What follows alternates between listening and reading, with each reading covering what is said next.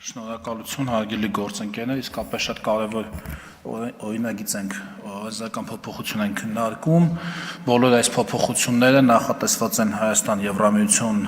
համաձայնագրով, այնտեղ առանձին մի ամբողջ գլուխ է նվիրված սպառողների շահերի պաշտպանությանը, էլ չասած, որ առանձին գլուխներում դրա վերաբերյալ անդրադարձ կա եւ ըստ էության այդ փոփոխությունների ավելի քան 95%-ը արդեն իսկ այս նախագծով իրականացված կլինի, այդ թվում եւ Խաչատրյան ձեր բարձրացած հարցը, որ այդտեղ մոլորեցնող նշումներ են լինում Եվրամիությունում, այսինքն եթե հիշում եք, մտնում եք խանութ, այնտեղ ամեն միավորի գինը գրած է լիտր, կիլոգրամ, չգիտեմ,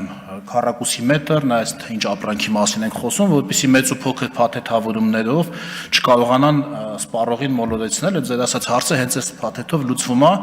պարոն Դանելյանի ասած հարցը, որ ուրեմն խոշոր սուպերմարկետները այլ փոքր արտադրողների ապրանքներ չեն վերցնում, դա արդեն վերաբերում է ոչ թե սպառողների շահերի պաշտպանության ոլորտին, ինչի մասին որ մենք խոսում ենք, այլ շուկայում գերակա դիրքը չարաշահելուն վերաբերող հարց է, որը Եվրամիությունում կարգավորում է այլ մարմին, ոչ այն մարմինը, որը որ կարգավորում է սպառողների շահերի պաշտպանությունը, բայց սա իսկապես կարևոր հարց է, պարոն Պապյան, մենք սրան առանձին ուշադրություն պիտի դարձնենք, մի տեսակ անտեսված հարց է, շուկայում բնական գերակա դիրք ունեցող իրենց ծավալի բերումով, շրջանառության բերումով բնական գերակա դիրք ունեցողների կողմից իրենց դիրքի չարաշահումը,